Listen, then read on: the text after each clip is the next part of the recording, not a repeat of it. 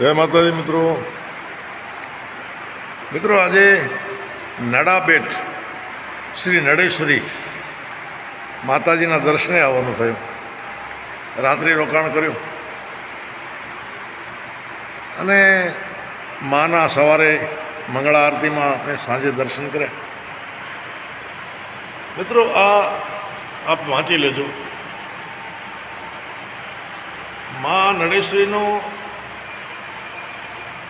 જીવન દર્શન, એમ કે કોણ હતા, ક્યારથી આ બેટમાં એમનું મંદિર બન્યું, ક્યારથી પ્રખ્યાત થયા, એ બાબતનું એમનું જીવન દર્શન આપણને બતાવ્યું છે. કે નવઘણજી જ્યારે જહાલની વારે ગયેલા ત્યારે એમને આપને ખબર જ છે, એમનો ઘોડાનું નામ ઝપડો હતો અને દેવચકલી બની અને નવઘણજીના ભાલેમાં બેસેલા અને કહ્યું કે તું આ હાકડા સમુદ્રમાં ઘોડાને હંકારી મોકલ, પાર ઉતરી જઈશ. મિત્રો એનું આ જીવન દર્શન છે. આપ જોઈ શકો દેવચકલી તરીકે નવઘણના ઘોડામાં બિરાજમાન છે. આમ વાંચી લેજો, બહુ સુંદર જગ્યા છે. મેં તો આ પહેલી વખત જોયું, ભાઈ ધને ધને બની ગયા. મેં તો બહુ સુંદર રીતે માના જીવન દર્શનને, નવઘણની ફોજને અને નવઘણજી મહારાજને દર્શાયા છે. અમીર સુમરાને જ્યારે મારવા માટે જાય છે, આપ જાણો છો, બેન જહાલને હેમખેમ લઈને જ્યારે પરત આવે છે નવઘણજી, ત્યારે આ મંદિરની સ્થાપના કરવામાં આવે છે. નડાબેટ જે સોઈ ગામની બાજુમાં છે. એક વખત અચૂક મુલાકાત લેજો, મુલાકાત લેવા જેવી છે. બાજુમાં આર્મી, BSF અને પેરામિલિટરી છે ને, એને બહુ શ્રદ્ધા, આર્મીને બહુ શ્રદ્ધા, BSFને. જો આ ઓફિસરને સપનાઓમાં આવ્યા છે 1971ના ભારત પાકિસ્તાન યુદ્ધમાં.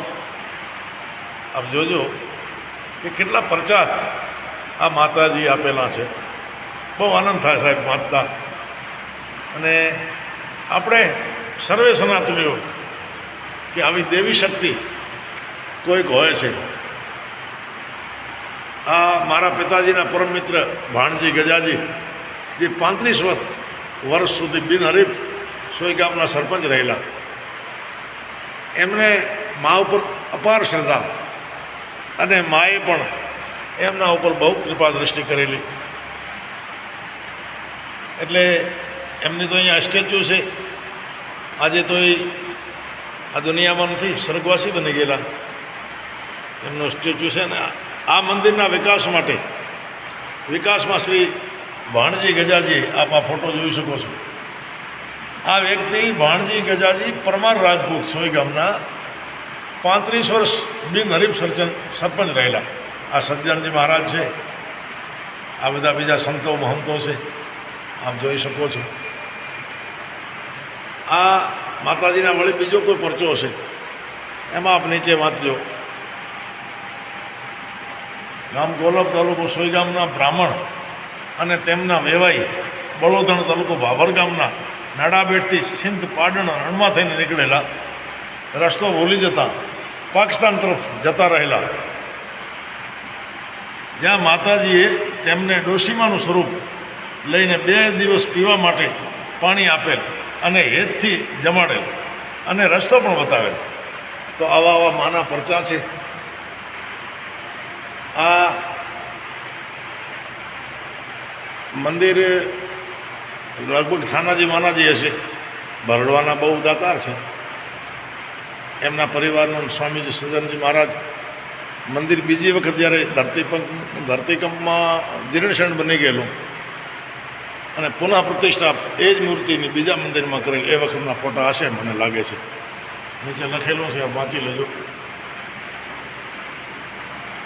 અને સ્વામીજીને પણ, સ્વામી સજ્જનજી મહારાજને પણ આ મંદિર ઉપર વિશેષ શ્રદ્ધા છે.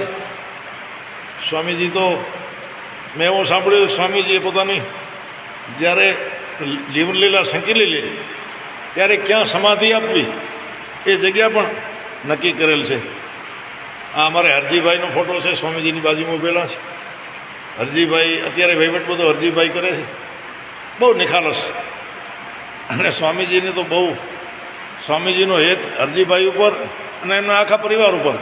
અને હરજીભાઈ તો સ્વામીજીને બીજા ભગવાન માને છે ભાઈ. તો આપણે ક્રમે ક્રમે આ બધું વાંચતા જઈએ, જોતા જઈએ. બહુ દાતારો અહીંયા રૂપિયા બહુ ખર્ચા, બહુ સુવિધા સ્વામીજીના કહેવાથી. અહીંયા કોઈ મહંત નથી, દોરા ધાગા નથી, માદળિયા નથી. આ બધો સ્વામીજીને જ, આ સ્વામીજીના પુસ્તકો છે, એમની જીવન ઝરમર દર્શાવતા.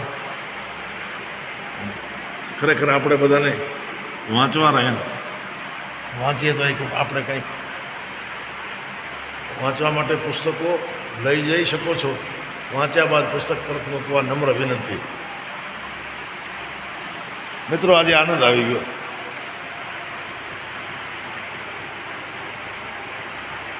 આપણા રાષ્ટ્રપતિ સ્વામીજીનો સન્માન કરી રહ્યા છે. આ મને લાગે સ્વામીજીને બાળપણનો ફોટો હશે. આ સ્વામીજી સંસારી હશે એ વખતનો ફોટો, જૂના કેટલાય વર્ષો પહેલાંનો ફોટા છે. આ સ્વામીજીની જન્મ તારીખ, જન્મ સ્થળ, વતન, પિતાજીનું નામ, માતાજીનું નામ, આ એમની પેઢીનામું છે, જીવન જન્મ છે. આ સ્વામીજીની યુવા અવસ્થાની તસવીર છે.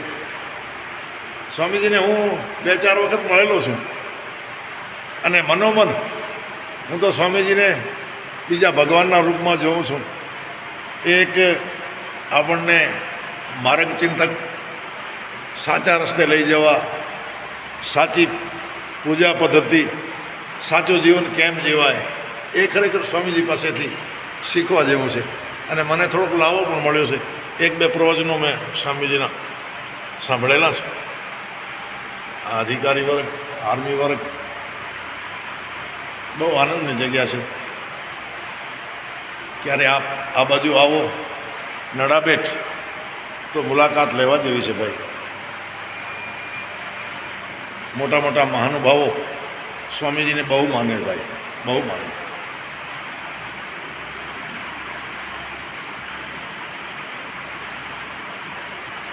કેટલા બધા એવોર્ડ સ્વામીજીને મળેલા છે. અને સ્વામીજી પણ ક્યાં ને ક્યાં, દુનિયાનો કોઈ ખૂણો એવો નહીં હોય જ્યાં સ્વામીજીના પગલાં નહીં થયા હોય. અને સ્વામીજી પાછા એમ કે હું દુનિયામાં જાઉં છું ને શીખવા માટે જાઉં છું. દુનિયાના માણસો કેમ જીવે, કેવા રીતિ રિવાજો છે, એમાં ખોટા સાચા આપણને ખરેખર સ્વામીજીની જે એમના લખેલા પુસ્તકો છે વાંચવા જોઈએ, જરૂર વાંચવા જોઈએ. મેં 5-10 તો મેં વાંચ્યા છે, મારો અહોભાગ્ય. તો મિત્રો, આજે નડાબેટની મુલાકાત લીધી. માં નળેશ્વરીના શ્રી ચરણોમાં રાતવાસો રહ્યો. અત્યારે સવારમાં થોડો ફરવા માટે નીકળ્યો ને સ્વામીજીનું આ બધું જીવન ઝરમરને આ બધું જોવાની મને આજે પુણ્ય મળ્યો. મેં કીધું આપને પણ થોડો એમના વિશે, આ સ્વામીજીનું વોટ્સએપને આ બધું લગભગ છે, આપ ક્યારેક ફોલો કરો. વાહ સ્વામીજી વાહ! ખરેખર આ ભગવાન જ કોઈ આપણને સાચો સનાતન ધર્મ શીખવાડવા માટે એ મનુષ્ય રૂપમાં આવ્યા હશે. સ્વામીજી તો જો કે જે ભગવાન બનીને બેઠા એમને સ્વામીજી બહુ ચાપખા માર્યો. એટલે બીજાને ભગવાન ન ગણે, પોતે તો પોતાને ભગવાન તો શું જ ગણે જ નહીં. તો મિત્રો, આજે આ બધો જોવાનો લાવો મળ્યો. આપ પણ ક્યારેક આવો તો જરૂર આ સ્થળની મુલાકાત લેજો. મુલાકાત લેવા જેવી છે પહેલાં. વાહ બાપુ વાહ! વાહ સ્વામીજી વાહ! સ્વામીજીનું સૂત્ર છે વીરતા પરમો ધર્મ. એટલે જ મહારાણા પ્રતાપ છત્રપતિ શિવાજી, પછી બધા ક્રાંતિકારીઓ, ચંદ્રશેખર આઝાદ, વીર ભગતસિંહ, હા, રાજગુરુજી, સુખદેવજી, ઓહો, વીરાંગના રાણી લક્ષ્મીબાઈ, વીર સાવરકરજી, વાહ સાવરકરજી વાહ, એમનું જીવન મેં વાંચેલું હો. સાચા ક્રાંતિકારીઓ ભાઈ. આજે આપણે જો સાચો વ્યવસ્થિત શ્વાસો લઈએ છીએ, સનાતન જાળવી રહ્યું છે ને. હા, ચાણક્ય, કૌટિલ્ય. તો મિત્રો, ક્યારે આ બાજુ આવો તો આ સ્થળની મુલાકાત લેજો. જય માતાજી.